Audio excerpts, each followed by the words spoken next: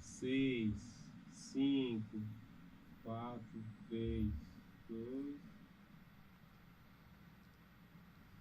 Boa noite a todos. Sejam todos bem-vindos em mais um bate-papo entre todos nós hoje. Hoje, infelizmente, Edilene Silva não está na nossa bancada, né? Foi substituída hoje pelo nosso grande amigo Vinícius, né? Talvez ela entre online, dependendo do estado de saúde dela, gente. Mas no próximo programa ela vai estar entre nós, né? Hoje nós temos 2 entrevistados de grande presença de atuação no segmento onde eles trabalham e vão poder falar um pouco de tudo que eles fazem. Mas antes, gente, eu gostaria de salientar o objetivo do bate-papo. O nosso programa ele tem como objetivo utilidade pública, né? Ele, de uma forma simples e clara, tenta levar a todos vocês informações pertinentes, informações essas que normalmente vocês não têm, e se têm dúvidas. É por isso que a gente traz profissionais de diversas áreas de atuação para ajudar vocês a elucidar as dúvidas. Eu gostaria de agradecer aos nossos patrocinadores, a Camaleoa e a Associação Elas para Todos. Gente, a Associação Elas para Todos é que detém a ideia, né, e o nome desse projeto, que é o Bate-Papo Entre Elas. Se não fosse a nossa associação, nós não estaríamos aqui hoje, como não estaríamos se não tivesse patrocínio e apoiadores. Como são muitos apoiadores, graças a Deus, né? Graças a Deus. Nós vamos falando aos poucos. Vinícius, eu gostaria que você falasse um pouco, desse boa noite ao público, por favor. Boa noite, nossos web telespectadores, palavra difícil. Né? Os meus seguidores que estão nos assistindo, os seguidores do Educafro, os alunos que também devem estar acompanhando, né? Nossos amigos, as mães atendidas pela Associação Elas para Todos, né, que sempre nos acompanham com o intuito de serem informadas, né? Isso. E vamos para mais um programa aqui. Eu apresento eles agora? Isso. Antes de apresentar, só Gabriel, você poderia só pôr a arte da solicitação de doações para ficar um pouquinho? Gente, a Associação Elas estará fazendo a festa do Dia das Crianças. Essa é a nossa arte, que está passando em todas as mídias sociais, e com ela eu reforço o que ela vem ressaltando. Nós precisamos de doações, gente. Quais são as doações? Nós precisamos de doces, nós precisamos de refrigerante, de salgados, né? Para que a nossa festa possa atender o maior número de pessoas. As pessoas perguntaram, tem uma quantidade? Não, você doa aquilo que você pode, tá bom? Quem pode uma caixa de doce, ok. Quem não pode doar algumas balas. Quem pode doar um fardo de refrigerante. Quem não pode, doa 1 litro de refrigerante. O importante, gente, é que não importa a maneira ou a quantidade, importa que a soma dessas doações nos permita fazer a festa do Dia das Crianças. A primeira festa que nós estaremos fazendo será juntamente à Associação Autista Santos, na qual tem 70 crianças. Lá vai ter DJ, vai ter animadores, carrinho de pipoca, algodão doce, aquela festa toda. E depois nós teremos uma segunda festa, né? Que nessa haverá também as crianças da Autista Santos, mas nós teremos a oportunidade de contemplar outras associações, que eu só vou poder falar no próximo programa. Amanhã estaremos alinhando e finalizando tudo, então no próximo programa eu vou falar aonde vai ser, a data, o horário, tudo isso. Tá bom, gente? Não vamos se estender mais. Essa arte vai ficar aí para quem não está assistindo ao vivo. Vai assistir depois, vai poder ver direitinho. Depois o Gabriel vai passar o contato, né, Gabriel? Gente, a nossa associação tem voluntários. Então, a pessoa que quiser doar, ela pode levar até a nossa associação ou agendar com os nossos voluntários que a gente retira na residência. Tá bom? Tudo para facilitar a vida de vocês. Agora eu gostaria que o Vinícius apresentasse os nossos entrevistados de hoje. Vou começar agradecendo o Júlio, que atendeu o nosso convite prontamente de estar aqui essa noite, e a Ana Paula também. Júlio Evangelista Santos Júnior é coordenador do Núcleo Educafro Valongo, acompanhado da Ana Paula Pereira, que é analista comportamental e a coordenadora pedagógica. Isso. Então, Júlio, sua palavra, fala um pouco de você pra gente, seu currículo, sua vivência. Bom, Vinícius, Cláudia, todo mundo aí, todos os espectadores, toda a equipe. Queria agradecer grandemente aí pela referência, pela lembrança, né?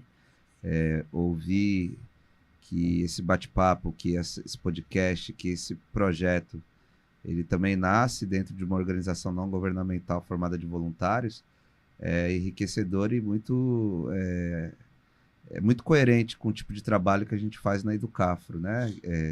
Nosso núcleo, o Núcleo Valongo, já tem 24 anos. Olha! E desde 2001 nós estamos lá na Igreja do Valongo, e na pessoa do Francis e da Beatriz, eu cumprimento toda a nossa equipe de voluntariado, né? Todas e todos os nossos alunos também, que estão nos acompanhando, alguns estão assistindo aula, outros nos acompanhando, né? Mas, então, saber que a gente está conversando com pares que acreditam numa sociedade mais justa e igualitária, faz esse convite. A gente deveria ter aceito com mais rapidez ainda do que a gente aceitou, né? Mas, enfim. Eu sou Júlio Evangelista Santos Júnior, né? Tenho 48 anos, sou nascido e criado em Santos, sou ativista na área de direitos humanos, sou militante do movimento negro, de formação, sou cientista da computação, sou advogado e sou cientista social, né? Agora terminei há uma semana o mestrado em serviço social aqui na Universidade Federal de São Paulo e estou graduando em pedagogia, né? Porque uma coisa que eu aprendi no movimento social e na Educafro principalmente, que a educação transforma, mas a gente precisa se apropriar desses saberes, né? Então, sou uma pessoa que acredita na educação popular, na educação comunitária, que acredito no trabalho voluntário, né? Acredito nas pautas, nas lutas sociais que prezam pela igualdade entre as pessoas. Então, quando vem um convite como esse tão importante para uma sociedade que em nada é igual, né? A gente aceita, a gente tenta colaborar, construir de alguma maneira, e principalmente saber que tem colegas advogados aí na bancada também, fazendo um trabalho importante na cidade de São Vicente e que reflete em toda a região metropolitana da Baixada Santista, né? tem um dos espaços que eu ocupo, que é a Câmara Temática de Direitos Humanos do Condesb. A gente trabalha com as 9 cidades, com as 9 prefeituras, então pode ter certeza que na audiência aí tem bastante gente das 9 cidades, e quem não estiver pode ter certeza que a gente vai usar muitos recortes aqui dessa conversa em aulas de cidadania e em debates que a gente vai fazer futuramente. Obrigado pelo convite. Ana Paula. Boa noite a todos. Queria agradecer também, né? Um prazer estar aqui participando com vocês, e é uma honra. Eu sou voluntária também do Educafro Valongo, né? E como formação eu sou pedagoga, aí eu fui fazer psicopedagogia, neuropsicopedagogia, depois eu fui querer assim adentrar mais, né, no universo autista, e sou analista comportamental e agora recentemente também futura psicanalista. Que legal! Parabéns! Você já entendeu que eu só vim aqui dar apoio moral, né? Acho que todos nós, né? Eu sou realmente aí apaixonada, né, pelo público PCD. Eu também sou intérprete em Libras. Que bom. É bom saber. Então, assim, é o combo. De vez em quando a gente precisa de uma indicação. Né? Precisa mesmo. Temos uma nova integrante aí do podcast. Isso. Então, eu fico muito feliz em poder ajudar, né, a jovens, adultos, que é o público aí que a gente trabalha PCD. Obrigada pelo convite. A gente que agradece a sua presença. Vinícius, vamos lá. Queria que você fizesse a primeira pergunta para eles, por favor. Não sei se o Júlio e a Ana Paula, acho que mais o Júlio, para falar um pouco do Educafro, para as pessoas que ainda não conhecem, porque parece que eu já nasci conhecendo, né? Mas muita gente não sabe, né, que existe o que faz o Educafro, e até muitos jovens que poderiam estar aproveitando o que o Educafro pode oferecer não sabem nem que existe. Então é bom a gente divulgar esse trabalho, né? E aí eu queria que você falasse um pouco da história, o que faz. Bacana, doutor. Aliás, hoje é terça, né? No domingo eu estive em São Paulo, reoxigenando as minhas bases, né? Lá na reunião geral da Educafro Brasil, né? Nós nos autodenominamos Educafro Brasil. É uma sigla, quer dizer Educação e Cidadania de Afrodescendentes e Carentes, né? É uma ideia que o Frei Davi Raimundo dos Santos, né, nascido no Espírito Santo, mas ordenado Frei no Rio de Janeiro, teve e colocou em prática a partir de 1993, no Rio de Janeiro. É uma ideia que nasceu, na verdade, na Bahia, com a Pastoral Afro da Igreja Católica. Que legal. Eu sou baiana. Né? Mas só que é uma ideia que acabou não dando muito certo. É o que eu falo em todas as acolhidas. Fiz a acolhida da Ana há alguns anos, né? E eu contei essa história, né? Lógico que a gente tem um tempo limitado aqui, mas foi uma ideia que nasceu na Bahia, né? Para pensar a inclusão de negros na universidade pública, né? Que é o principal gargalo na área da educação é a universidade, né? Sim. Mas só que é uma ideia que acabou não dando muito certo, porque lá na Bahia pensou-se o empoderamento do negro, a partir de pessoas negras dando aula, o aluguel de um espaço, o pagamento de uma mensalidade. E aí eu costumo dizer na acolhida o seguinte, né? Se a maioria dos negros são pobres, e se a maioria dos pobres são negros, como é que essa galera ia pagar uma mensalidade num cursinho pré-vestibular comunitário ou não, né? Então é uma ideia que não frutificou muito, mas o Frei Davi, ele transformou essa ideia, né? E aí foi aí que criou o Educafro em 1989. Em 1989 ele falou, todo mundo no projeto é voluntário, o projeto não é somente para pessoas negras, mas para todas as pessoas pobres, né? Considerando que nós somos uma sociedade miscigenada, né? O pertencimento étnico, a identidade racial é uma polêmica até os dias de hoje, né? Principalmente no Brasil. Né? E aí o Frei Davi ele pensou um modelo, né, de educação popular, comunitária, que é o que vigora até hoje. Né? Então, todos nós somos voluntários, o aluno ele não paga uma mensalidade, ele paga uma contribuição mensal, caso ele possa. Se ele não puder, ele estuda do mesmo jeito. Né? E o espaço não é um espaço alugado, é uma parceria entre a sociedade e a Educafro. Então, o nosso núcleo fica dentro da Igreja do Valongo, né? Um abraço a toda a Ordem Franciscana Secular do Valongo, que são as pessoas que cedem o espaço para a gente funcionar. E em 1993 o Frei Davi colocou em ação o primeiro núcleo em São João do Meriti, 1997 chegou em São Paulo e no ano 2000 desceu a Baixada Santista, né? Então, nós somos a regional Baixada Santista do projeto e o núcleo do Cafro Valongo, né? Esse núcleo que eu costumo dizer que é o núcleo aguerrido, que tem aulas de segunda a segunda, né? Nós temos aula de segunda a sexta à noite, sábado o dia todo, e aos domingos é simulado, é estudo do meio, enfim. O nosso núcleo ele surgiu no dia 10 de março de 2001, né? Na Igreja do Valongo, nas dependências da Ordem Franciscana, e lá estamos até hoje, né? Por isso que eu falo que são 24 anos aí e alguns meses na luta, né? São 25 turmas, sim, mais de 1.000 alunos aí entrando direto ou indiretamente em universidades públicas ou particulares com bolsa. Eu sou fruto do Educafro, sou da primeira turma do Educafro de 2001. Então isso é um pouquinho da nossa história, né? A gente sempre faz um trabalho anual de divulgação na rede pública de ensino, nas redes sociais, na televisão aberta, inclusive, para receber novos alunos na nova turma, né? Mas a gente recebe inscrições o ano todo. Certo. Então, ao longo do ano, a gente tem muitos alunos que nos procuram, né? Tem algumas épocas interessantes, né? Quando abre inscrição no Enem, quando a gente chega assim muito próximo, né, do Enem, aí a galera procura o Educafro, então a gente tem alguns movimentos interessantes ao longo do ano. Mas é isso, né? O nosso projeto é um projeto que é uma referência na região, né? Mas a gente hoje fica muito feliz que existem outros tantos cursinhos populares em diversas cidades da região. Mas o nosso é o mais antigo em funcionamento. E foi a inspiração para que outros pudessem existir, com né? Com certeza. Né? Isso. Nesse conceito, né? Ele foi o primeiro farol de luz e outros faróis de luz vieram também para iluminar mais pessoas, né? Sim. Gostaria de fazer uma pergunta para Ana Paula. Como você enxerga a realidade da educação para os jovens e adultos autistas no Brasil? Ai, Cláudia, é bem delicada, né? E interessante aí o questionamento, porque a gente está avançando, né? A passos de formiguinha. Existem aí as leis, né, que garantem o acesso a pessoas com deficiência no ensino regular, porém, a lei, ela garante o acesso. Será que o ensino é de qualidade? Né? A gente para pensar.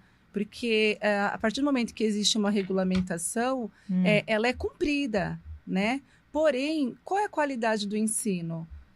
Os jovens, as crianças e os adolescentes que precisam desse funcionamento, né, na sua totalidade, ainda encontram dificuldades, porque o espaço ainda não é apropriado, os profissionais da educação não têm ainda, né, uma qualificação adequada.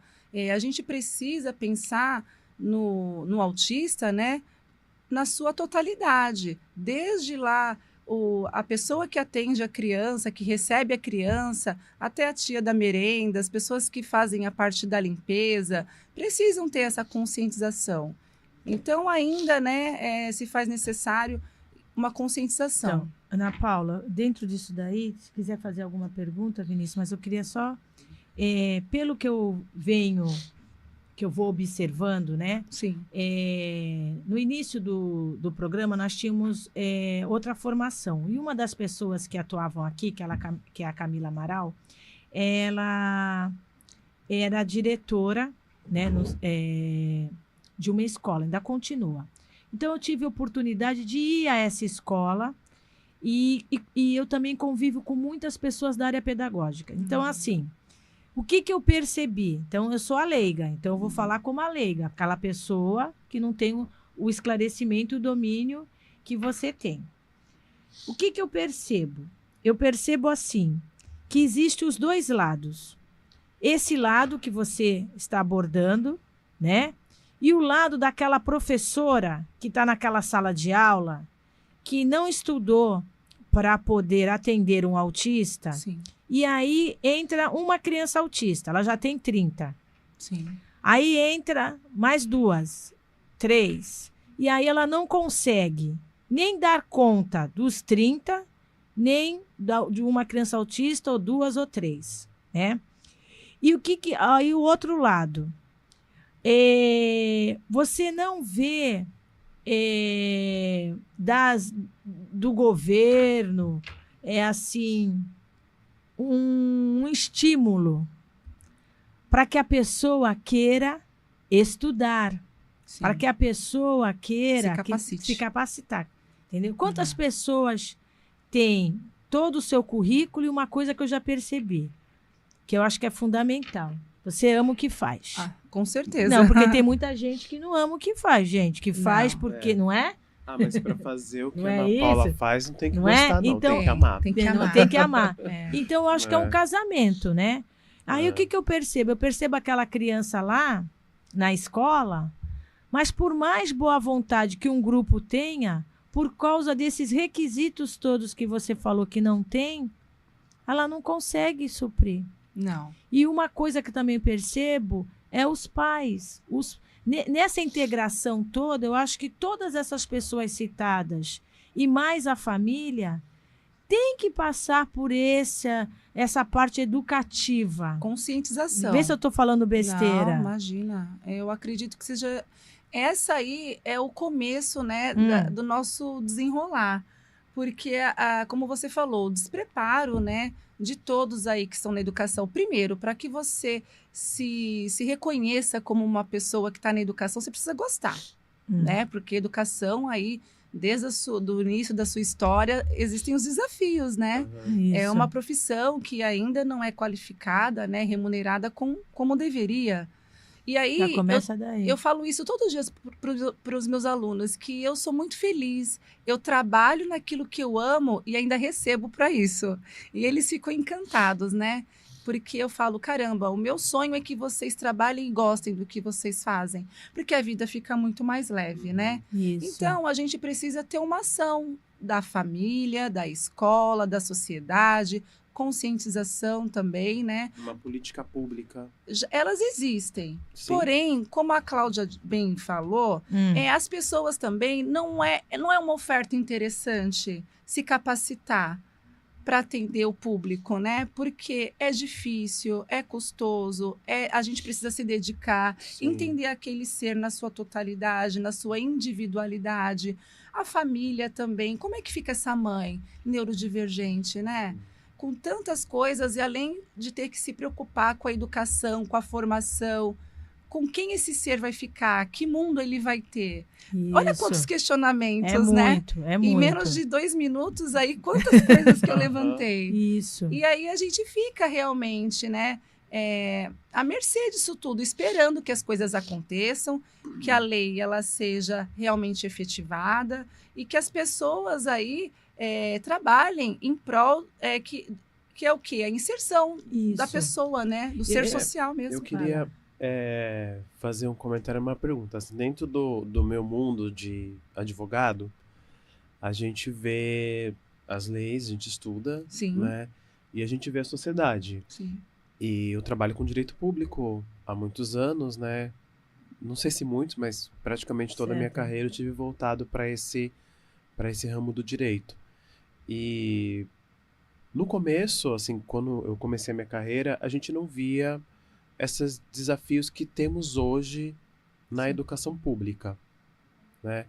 A gente vê muitas crianças sendo diagnosticadas hoje e adultos. Muitos adultos. Eu me pergunto, onde estavam? Exatamente. Né? Aonde estavam que agora estão... Tem gente sendo diagnosticada já com 40 anos, com muito 30. Comum. Muito Como que a gente trata isso? São duas perguntas, né? Primeiro, na sua opinião, porque o Educafro ele trata de jovens e adultos. E adultos. Então, como que a gente trata isso? Porque a discussão vem mais quando é criança. E com o jovem, né? E com o jovem, e com qual o é adulto. O trato? Qual é o manejo? O cara acabou de descobrir que ele é autista, tem 30 e poucos anos. Exatamente. E a cabeça dele, como é que fica? Muitos casos. E como assim. que a instituição de ensino, ela vai olhar para essa pessoa e como que ela vai tratar? Se com a criança ela está tendo dificuldade. Essa é uma pergunta. A outra é, com relação às crianças, eu não sei se você tem essa vivência para falar, mas no nosso mundo, a gente vê assim, vem o laudo do médico e ele fala assim, terapia, tratamento, tá. Eu pego este laudo e a mãe vai na escola. Sim. olha, precisa disso. Geralmente é professor auxiliar. Aí eu fico pensando, se cada um tiver um professor auxiliar, o professor que tinha 30 vai ter 30 alunos, mais 10 autistas e mais 10 professores auxiliares primeiro. No ambiente não cabe. Não temos ambiente físico. Então, assim, como que você vê a educação neste caminho para que a gente possa ter ideias e sugerir as coisas mesmo? Porque eu percebo aí, uma opinião minha, que o poder público está perdido. Não sabe muito o que fazer com essa onda toda de necessidades, né? E aí a gente precisa, enquanto sociedade civil, falar e sugerir e propor e participar dos congressos, das comissões temáticas nos órgãos, como o Júlio participa, né? No Condesb, na OAB, nos sindicatos, nas associações, e debater. O tema precisa ser falado, senão a gente não acha saída. Sim. Então eu queria que você falasse. Desculpa, acho que eu não. Muitas coisas. Eu perguntei um monte de coisa aqui. Fazer alguns comentários sobre todas elas. São dois comentários assim super pertinentes. Primeiro, do início da educação, que é a educação infantil, né? Como preparar esse professor? E aí você citou, se eu tenho uma sala regular de educação infantil, o público é reduzido, 15 crianças e 5 autistas. Serão 20. Será que eles têm direito, cada uma, a PAI, que é uma profissional de apoio educacional? É PAI? PAI. Isso. PAI. Aqui na rede é PAI, que tem a nomenclatura. Então, assim, não temos. A gente tem a prevalência, a prefeitura, ela disponibiliza para até 5 autistas, uma PAI. Agora eu pergunto para você, dentro disso daí, será que essa metodologia é a melhor? Sim. Essa metodologia de pegar essa criança, eu sempre vou ser a leiga, pegar essa criança autista, tudo bem, o nosso objetivo é a inclusão, ok.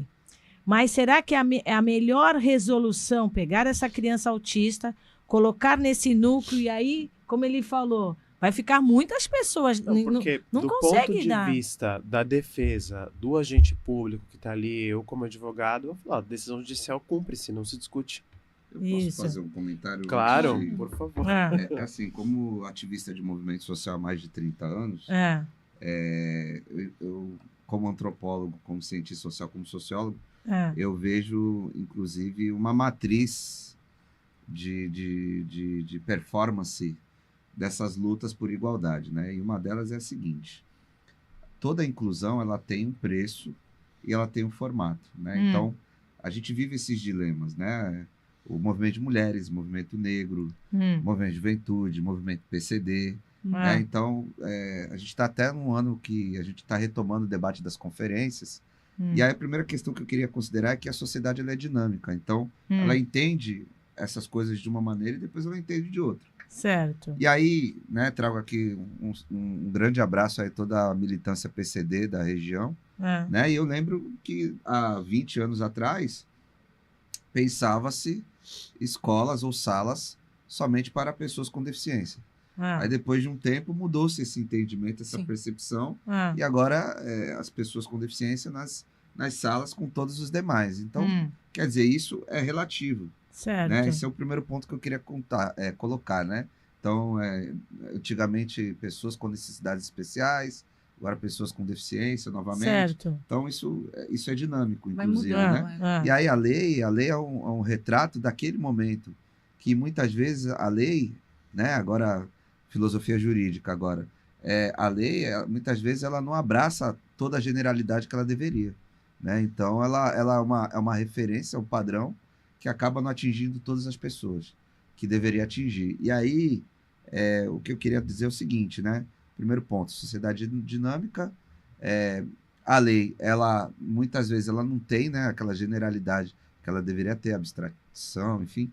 Mas, por outro lado, a gente vive numa sociedade capitalista, né? Então, a gente precisa discutir isso também, porque numa sociedade capitalista não tem dinheiro para tudo, né? Então, assim, o estado de bem-estar social que a gente pensou depois da Segunda Guerra Mundial, onde a gente ia ter que dar direito para tudo, direitos humanos nasceu ali, né? Nessa perspectiva ocidental e tal. Então, direitos humanos, todas as pessoas têm direitos. Mas será que o Estado de bem-estar social, né, que começou a ruir nos anos 80 e agora é austeridade fiscal, as prefeituras só falam disso, né? Essa mesma prefeitura que fala em austeridade fiscal, que não tem dinheiro para tudo, como é que ela vai tratar essa diversidade toda?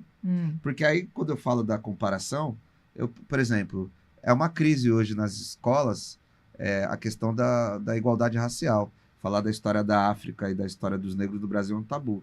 Da mesma maneira que, se a gente for falar de, por exemplo, outras questões como educação de gênero, educação sexual, como a questão da educação PCD. Então, assim, é um dilema que... e aí eu concordo com o doutor Vinícius quando ele fala que as prefeituras estão perdidas, porque elas não sabem tratar disso. Não sabem. Né? E aí não tem os especialistas. Por exemplo... Elas tercializam para as associações, né? para as ONGs. E as terceirizadas... Não é isso? Que é o terceiro setor. E as terceirizadas não têm... Ela tem uma filosofia e tal, mas acaba não também dando conta. Por quê? Porque não tem dinheiro para tudo. Não tem. E aí a prefeitura... Por exemplo, eu trabalho na prefeitura de Cubatão. E é um dilema lá isso, né? Contrata ou não contrata, o professor de apoio, né? Então, realmente é um dilema nacional essa discussão. Na verdade, é um dilema mundial, porque... para finalizar essa minha intervenção, a sociedade ela é capacitista, né? Então, ela não consegue entender e abraçar toda essa diversidade que ela mesma comporta. Então, realmente é um problema, né? Da forma como a gente pensou a sociedade. Então, a gente precisa repensar essa sociedade. A gente não esperava, talvez, né? Então, na verdade, Guerra, essas pessoas sempre existiram. Sim. E aí, os movimentos sociais que começaram a colocar na ordem do dia, ó, nós estamos aqui, nós existimos, nós somos negros e a história, por isso que o Educafro existe, porque nós somos negros e a história geral que eu estudei, eu tenho 48 anos, história geral, da 5ª ou 8ª série, só estudei história da Europa, não estudei história da África, né? Então, essa diversidade, ela nunca fez parte do currículo e agora está fazendo parte. E aí o Estado tem que se reorganizar e repensar a sua atuação. E os espaços escolares, eles não estão mesmo, eles direcionaram ao terceiro setor, que por sua vez contratam profissionais que estão na faculdade. Olha só, como é que você lida, né? Porque o transtorno global do desenvolvimento, ele traz aí prejuízo na formação cerebral da criança. E não afeta só a fala, só o caminhar. Isso que eu ia falar. Não, é global. Por isso que a sigla é TEA, porque é um espectro. Como é que eu estou falando de um espectro? E aí eu pego uma jovem que está fazendo pedagogia. Ora, na pedagogia a gente aprende aí as teorias, né, as vertentes educacionais, as abordagens educacionais, os autores, mas não dá conhecimento técnico para lidar com uma pessoa com tanta especificidade. Não tem como. Então, assim, porque a pessoa tem que entender, né? Tem que entender. Que o autista não é só o diagnóstico do autista. Ele é autista, na ele tem seletividade alimentar. Ele tem é autista, mas ele tem ruído na audição. Já começa pela sirene. Da nossa geração, acredito, né? Que as sirenes altas, imagine alguém que tem sensibilidade auditiva, não faz uso do fone, ou, como o senhor bem disse, ainda não tem o laudo. Esse senhor, pelo amor. Tá. Tudo bem. Como você bem disse, não tem o laudo, não se conhece. Por que essas pessoas foram Porque passando? acho que ela fica assim, me incomoda. Mas será que incomoda todo mundo? Vai passando. Meu, se vira aí com o teu incômodo. Exatamente. E hoje em dia, meio que no que o Dr. Júlio tá falando, hoje em dia não, peraí, incomoda? É engraçado, incomoda eu, incomoda você, incomoda ela, não incomoda ele, não incomoda ele. Será que isso é natural ou não é? O que é natural? Aí entra a questão do espectro mesmo, né? Que são várias variações. É muito amplo, mas assim, né? eu queria fazer aquele jogo de você falar da visão técnica na Paula, assim, que eu comecei a fazer a terapia com 15 anos. Ah, legal. Também sou adepta. Bem cedo.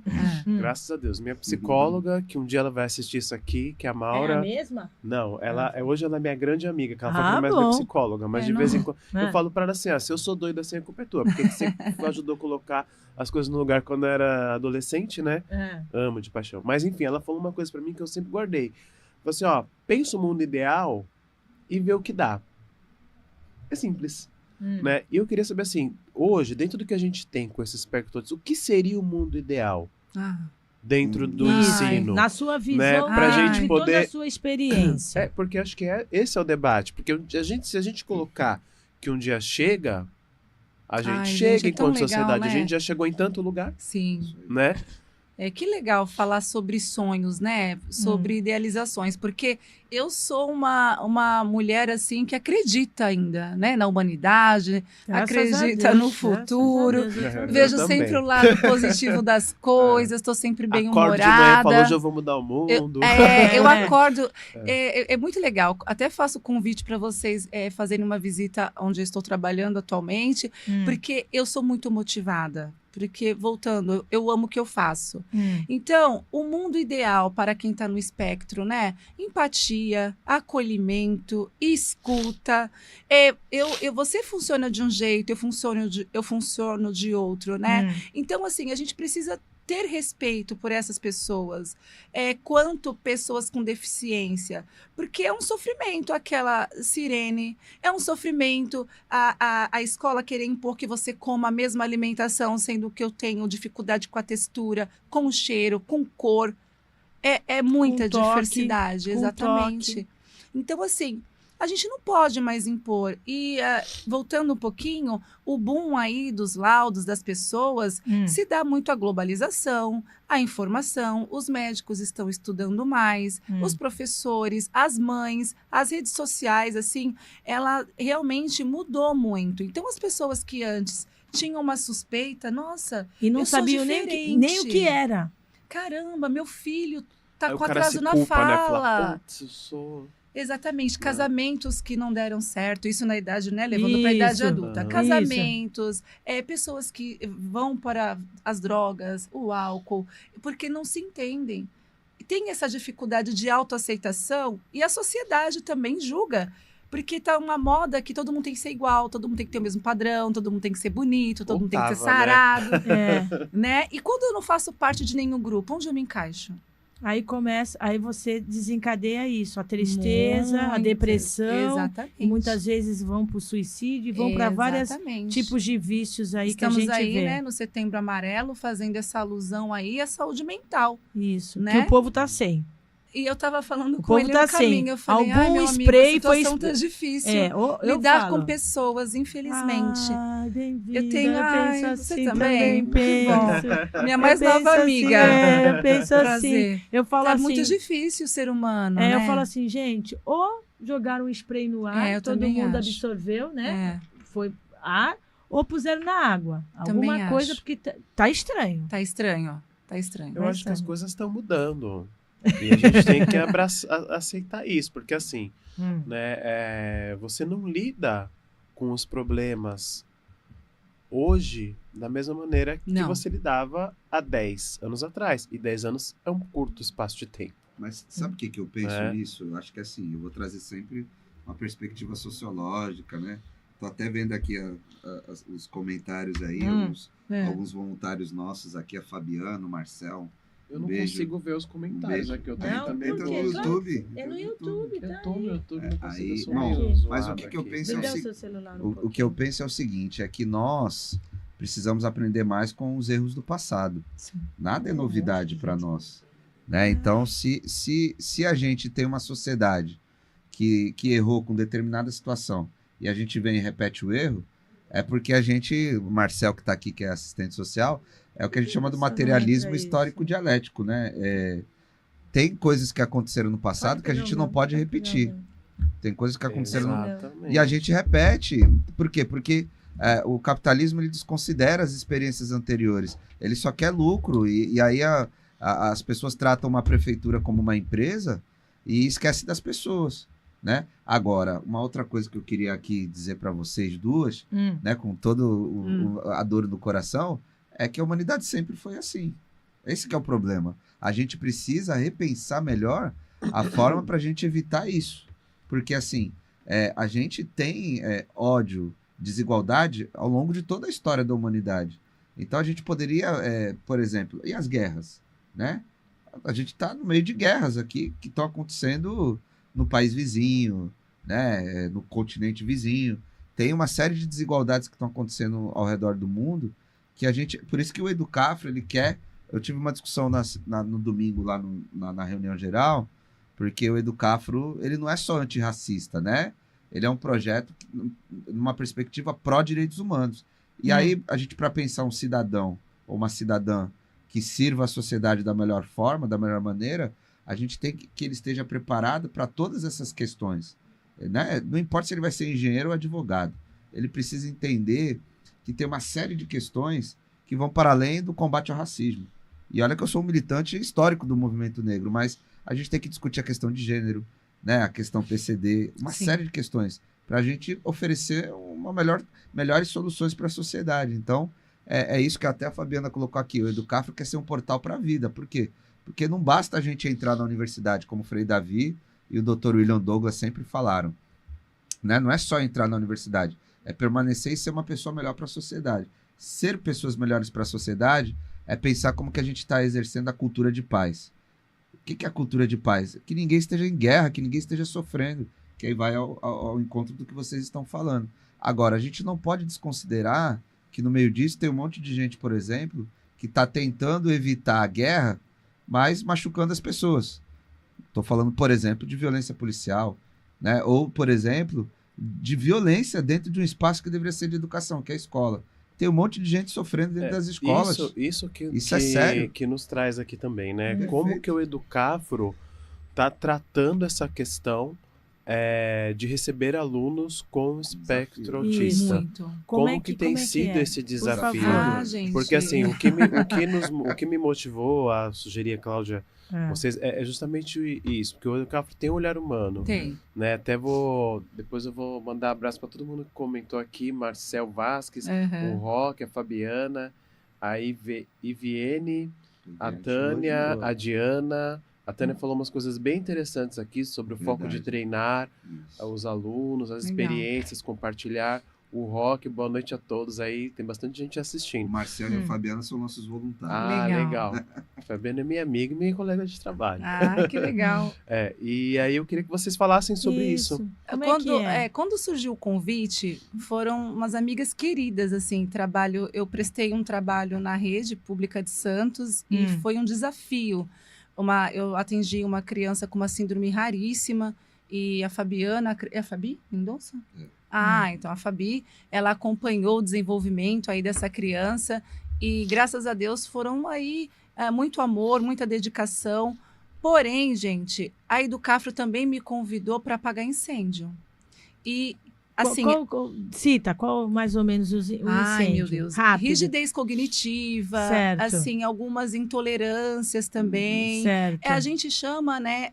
Eu sou terapeuta cognitivo-comportamental, então eu entrei aí com TCC mesmo. Alguma modelagem comportamento-problema. Certo. Quando o indivíduo aí que não teve tratamento na infância, e esse jovem que chega na Educafro, o jovem que já não tem diagnóstico. Então, eu estou correndo igual uma doida, não tem horário, fazendo avaliação faz o diagnóstica. Avalia para poder virar para o professor, carimbo, para Educafro, falar assim, assino, a Educafro esse cara dá o trata assim. Entendi. Não, a Educafro faz a parte social do CREAS, CRAS, para esse indivíduo conseguir o diagnóstico. Para que ele também entre na estatística e tenha as leis. Vai além. Isso entra de como funciona na prática esse atendimento?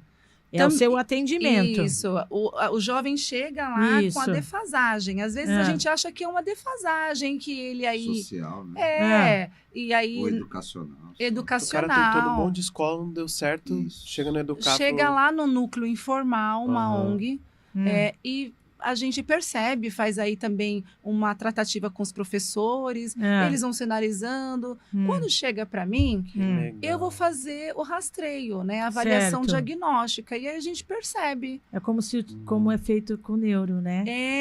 Para diagnosticar. Isso, faz uma anamnese. Eu chamo familiares de adulto, está sendo fantástico. As mães vêm falar comigo todos com jovens que estão em volta dele, 35, você tem que chamar, né? 40 anos. procurem e o a gente Educafro. vai fazendo a anamnese. Agora, Aí, em Mães de cima autistas, disso, né? da sua análise e do seu laudo, Calma, não aí todo você vai mundo. dar um feedback para os professores. Aí eu falo Pra toda a aí rede, com é o isso pessoal mesmo. da assistência social da Educafro. isso Certo. que eu queria falar rapidamente.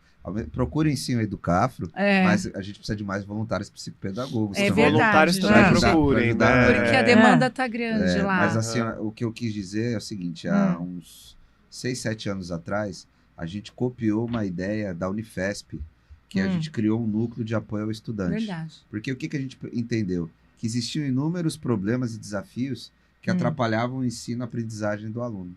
Processo de ensino. Certo. Então, às vezes, o aluno está passando fome. Ou, às vezes, era um tipo de violência que ele estava sendo cometido, né, submetido em casa ou na rua. Então, a gente criou um grupo com assistentes sociais, o Marcel é desse grupo, Legal, né? online, O NAI, né? A gente chama de NAI. Porque a Unifesp tem o NAI, a Unifesp aqui da Baixada. Certo. Então, a gente criou o NAI, assistentes sociais, psicólogos, e com a chegada da Ana, a gente conseguiu agora estender para psicopedagogos. Certo. Que a ideia é que o cuidado seja expansivo, né? Então, assim, a gente chegou num limite no Educafro Valongo em que a gente tinha muita aula, a gente tinha muito voluntário, mas não estava surtindo efeito em grande parte dos alunos. E aí a gente começou a ver qual a metodologia pedagógica que a gente estava utilizando e a gente entendeu que a gente precisava de uma metodologia psicopedagógica também. Porque não é só para os autistas, né? É para aquela pessoa que vem de uma sociedade desigual, que no seu processo psicossocial de formação também não teve a melhor educação. Ficaram lacunas Então, na aprendizagem. Agora, é óbvio que o tema nosso aqui, né, é a educação de jovens e adultos autistas, mas aí o NAI, né, a partir desse trabalho da psicopedagogia, está aumentando o seu alcance nesses alunos, né? Porque às vezes foi só o fato de ele não ter tido um ensino regular bom. Exato. Mas Certo. às vezes Não não. é isso. Às vezes a gente tem notado. E aí volta nisso aí. E foi até engraçado. Eu atendi um jovem que está com eles há muito tempo. E aí eu falei até pro Júlio, eu falei, e agora? Ele 3 é TDAH. anos, né? E o rapaz não sabe o que é TDAH. Tantos prejuízos ele teve na vida acadêmica, pessoal, social. Nós recebemos uma pessoa aqui que foi entrevistado com esse perfil. Ele só descobriu que ele tinha TDAH com 33 anos. É a faixa etária do E jovem aí depois, quando ele descobriu, Acho que a tem um aluno com irmã essa idade. caçula foi e fez o teste.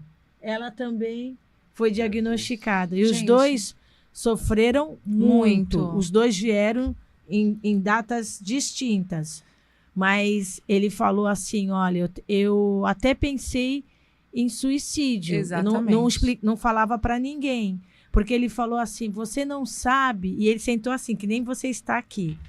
E ele tinha um olhar fixo em mim, ele falou assim para mim, eu nunca esqueço, você não sabe o que é alguém contar uma piada e você não sentir nenhuma vontade de rir, porque aquilo não, o teu cérebro não processa e você tem que rir e fazer aquela carinha, ele falou, para você ser aceita naquele núcleo. Exatamente. Você não sabe o que é o sofrimento para uma pessoa que não sabe por que não sente isso. Neuropsicomotricidade. Era uma das coisas que ele falou. Então, eu fico imaginando, na sua análise, quando você pega uma pessoa adulta e tem que falar para ela. E quantas coisas ela passou. Muitas ela até lhe narra. E as outras que ela nem narra? Eu acredito, Cláudia, que os prejuízos emocionais aí são mais latentes. Essas pessoas ficam frágeis emocionalmente, sem autoestima, a vida não consegue caminhar, porque ela não tem controle sobre o que ela faz. É uma vida que não tem uma estrutura, ela não sabe a horas que ela acorda, como ela funciona, não tem horário para comer, para dormir, não tem organização, esquece datas, aí fica uma pessoa frustrada. Eu não lembro a data do aniversário da minha mãe, da minha namorada, da minha esposa. Isso vai deixando um rombo emocional. Vai. E aí os prejuízos só vão aumentando, né? Porque são prejuízos acadêmicos, sociais e emocionais. E como é que a gente faz para reparar tudo isso com um jovem, um adulto de 30 e poucos anos? O horário lá. É o horário. Calma. Vamos lá. Gente, nós estamos chegando ao fim do nosso programa, ainda tem um tempinho. É muita coisa. Antes de dar continuidade, eu gostaria de fazer um convite para vocês, porque não vai dar tempo de nós falarmos tudo que temos que falar. Se vocês têm a possibilidade, ambos, né? Ambos retornarem em novembro. Com certeza. Tá bom? Claro. Gostaria até de dar continuidade agora em outubro, mas a agenda está lotada, tá cheia. Que bom. Tá cheia, Tá tá bom, cheia. Que bom, isso É o tema que chama, Entendeu? Então, assim, eu vejo aqui que nós precisamos, porque nós gostamos no programa de responder a todos, né? Não deixar lacunas, né?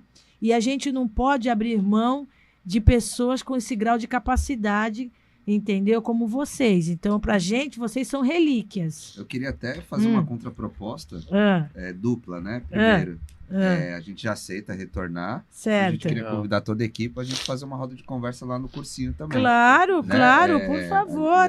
Muito legal. Né? Legal, Aliás, né? o senhor, doutor, porque já tem um histórico aí de um familiar que foi voluntário nosso, né? Isso. Meu pai Mas por que eu digo isso? Porque assim, como o convite foi bastante intempestivo, a gente aceitou de plano. Claro. Certo. E na hora eu já pensei na Ana, né? Mas eu confesso que eu estou aqui enquanto instituição, mas tenho várias colegas pedagogas no projeto que são bem mais competentes que eu e que no retorno virá alguma delas, né? Porque elas com certeza vão contribuir muito mais para esse debate, porque assim é óbvio que eu faço um debate do ponto de vista da diversidade, da igualdade, não, mas forte, mas é importante. Né? Mas, porque por outro lado, eu acredito que, por exemplo, as pedagogas, a Mônica, da coordenação pedagógica, a Beatriz, a professora Magali, tem uma série de pessoas lá que já fazem parte fazem esse trabalho cotidianamente, que também ajudarão. As professoras falavam, né? Se o nós pessoal que podemos está no chão da escola, né? Para poder... eles têm uma outra visão, né? Mas é só isso. Vivência, mas a gente aceita, né? Quem está no chão da escola... Inclusive, também uma proposta de fazer alguma coisa na Semana de Consciência Negra com o tema antirracismo também. E pode me convidar que eu vou. Mas era isso. Gente... Legal. Só fala, sobre uma coisa que eu não sei, queria perguntar. Como que a pessoa, para além de ser um voluntário, como ajuda a educar? Você tem convênio com prefeitura? Sim. Então, como é que funciona essa dinâmica? O cara quer ajudar, como ele faz? Doações? Ele sempre foi muito reativo a essa questão de dinheiro público, né? Tá. Como o projeto ele tem natureza franciscana, na verdade é o famoso pouco com Deus é muito, né? Mas a gente aceita doações de todas as maneiras, né? Nós temos uma coordenação com 5 pessoas, né, que são, em tese, os mais antigos do projeto, e todo um corpo de voluntariado que são mais de 50 pessoas, né? Sim. Que faz esse trabalho ao longo dos 7 dias da semana e dos 30 dias do mês. Então, assim, na verdade, a gente cobra do aluno uma contrapartida, né, que é no valor de R$20, um valor simbólico. Não tem a grana, estuda da mesma forma. Agora, a gente recebe doações de variadas maneiras. Por exemplo, a Petrobras, ela sempre faz atividades sociais e doa alimentos para nós, por exemplo. Certo. Né? Os próprios alunos levam alimentos semanalmente para a gente fazer o café deles. Porque a gente tem um lanche todo dia. Certo. E no final de semana tem almoço, café da manhã e café da tarde. Certo. A gente tem uma doação de uma padaria aqui do Gonzaga, lá de Santos, que doa pães para a gente todos os sábados. Então, assim, a gente recebe todo tipo de doação. E como o território é um território muito vulnerável, né? Agora, falando do ponto de vista do serviço social mesmo, a gente também tem outras parcerias com as quais doações que nos chegam, caso a gente não utilize, a gente repassa. Muito legal, que nem o nosso, né? Então, o brechó de Helena. Isso, perfeito. A gente tem o roupeiro lá. Não é isso que eu queria falar, assim. A nossa associação também, muitas coisas que chegam para nós, que não nós não vamos utilizar, nós repassamos. E no final, nós ajudamos rede, né? N associações. Essa rede do bem, né? Isso mesmo. É isso. Então a gente aceita todo tipo de doação. Legal. Por exemplo, Semana de Consciência Negra. A gente faz banner, a gente vai no Museu Afro. Então já teve colegas advogados que chegaram, vou pagar o ônibus para a molecada ir lá no Museu Afro, Museu da Língua Portuguesa. Muito legal. A gente tem a camiseta do projeto, que tem um determinado valor. A pessoa paga um pouquinho a mais para deixar para o núcleo. Enfim, a gente tem voluntário que não tem dinheiro da condução, a gente ajuda também. Certo. Então tem uma série de questões que a gente está no capitalismo, que envolvem questão financeira. Então, tudo isso é possível sim, né? Legal. Só entrar em contato conosco. E, Júlio, o programa abre as suas portas para que todo tipo de divulgação que seja bacana. necessário Em janeiro estaremos aqui, para então, que vocês o projeto. façam, por favor, legal. quando vocês não puderem vir, pode mandar um release, mensagem, um release que também recado, nós vamos né? estar divulgando, né? Bacana. Nós podemos alinhar, fazer um programa de lá, nessa Que roda de legal. conversa e passar ao vivo, Legal, hein? né? Então, eu acho assim, tudo que a gente possa fazer que seja um efeito multiplicador, o programa está aberto a tudo isso. Tá bom? Certeza que- Então, eu acho que nós temos uma abrangência bem grande, então eu acredito que, através dessa parceria, nós vamos estar auxiliando muitas pessoas. Inclusive ajudar, desculpe interromper, nós temos vários núcleos na região, né? E temos um em São Vicente, né? Que até pouco tempo atrás funcionava dentro da UniBR e agora está funcionando ali no Espaço Plataforma, que é na Vila São Jorge, ali próximo ao 2º BC. Então a gente tem um cursinho nosso da Educaf aqui em São Vicente também. Um abraço ao Ricardo, toda a equipe de voluntariado aí do núcleo Educaf Calunga, Educaf São Vicente aqui também. Legal, bom saber. O meu pai foi no núcleo São Vicente. Ah, então tá. Minha mãe tava me falou duas coisas pra mim no WhatsApp. Primeiro, você tá fungando o microfone. Meu Deus, a mãe. Tá gripado, alguém tem que me avisar, né? Mas tudo bem. Mãe é pra essas coisas, né? Manda Tem que beijo. me avisar. Obrigado, mãe. E outra que eu não lembrava. Eu tinha falado Foi da que Vila Margarida, será? Não sei. Eu era adolescente. Não Bacana, lembro muito bacana. bem, mas era no núcleo São Vicente. Meus amores, infelizmente, nós estamos chegando ao foi final. bem rápido Foi mesmo. muito rápido. Eu vou ter que falar, antes de finalizar o programa, eu vou fazer aqui, tem que fazer um merchan, né? Estamos falando dos E, nossos por favor, e aí patrocinadores. depois eu gostaria que vocês finalizassem falando algo e prometendo a todos aqueles que estão nos assistindo que vocês vão retornar de fato e de direito, os certeza. dois. Meus amores, eu gostaria de agradecer aos nossos apoiadores Planeta Água, Divino Fogão, Tâmega Turismo, Braga Pneus, Grupo Império Móveis, o Brechó de Helena, Vivi Presentes, Fran, Consultoria de Imagem, André Galego Maquiador e doutora Elaine Ângela. E eu gostaria, antes de eles fazerem as considerações finais junto com o Vinícius, que o Gabriel passasse a pequena vinhetinha do Brechó de Helena, por favor. Isso. Então, as fotos dela, por favor. Isso. Você poderia comentar brevemente as suas fotos, Ana Paula, por favor? Eu dava curso de capacitação, né, pela Pode ir Rede mudando. Pública de Santos, Ah. fazendo aí o treinamento Ah. das PAIs, Na rede pública, Que legal. dando treinamento para que elas atendessem, desse aí uma capacitação, melhor atendimento às crianças e jovens da rede pública. Tá. O que eu vou pedir? Para que na próxima vez que vocês estejam aqui, se vocês possam fazer um videozinho. Pode ser? Pode ser, com certeza. Mostrando O Educaf. mostrando essa dinâmica, tanto do projeto quanto da sua do seu trabalho lá. Tá- Entendeu? tá Interagindo com as pessoas, eu acho que é muito importante. Porque uma coisa é a gente falar, outra coisa é as pessoas verem, Tá certo. né? E eu gostaria que o Gabriel passasse o vídeo. Gabriel, por que as outras imagens não conseguiu passar? Não só tinha essas dela. Quando você, eu parei. Mas depois que eu passei as outras também? Agora não, mas tudo bem. Então passa. Porque eu vi que tinha uma sequência e não passou, ficou parada. Né? Vou jogar pro vídeo, tá? Tá bom.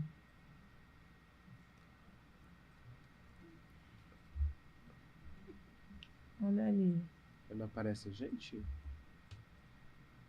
Então deixa passar o vídeo do Brechó. Vamos lá. Gente, esse é o vídeo, né? Para vocês. O Brechó de Helena, ele é a parte financeira, é o pilar financeiro da Associação Elas para Todos. Então, eu acredito que todo mundo tem algo no guarda-roupa que já está há muito tempo e não utiliza. Ah, legal. Não é verdade? Sim, sempre. Se aquilo lá, se não for uma roupa de inverno, um casaco que você vai usar nas viagens, dependendo da peça, passou 1 ano, 1 ano e meio, 2, você tem que doar, porque você não vai utilizar aquela peça, né? E aí que é o meu apelo, né? Se você tem peças em bom estado, peças essas, que se você passasse, você compraria. Por que eu falo isso, gente? Porque é muito deselegante, para não falar outra palavra, você doar coisa rasgada, coisa fedida, né? Ou fazer dessa doação um descarte de lixo. Eu acho isso incorreto, não só conosco, mas com qualquer associação. Eu acho que quando você doa algo que você quer que o outro use, né? E você tem que fazer a pergunta: se eu estivesse passando nesse brechó, eu compraria essa peça? Entendeu? Eu acho que é uma reflexão, né? Eu falo isso porque vocês não imaginam, às vezes, as peças que chegam nas nossas mãos e as nossas voluntárias na área da triagem têm que passar. Tem que usar luva, tem que usar máscara, né?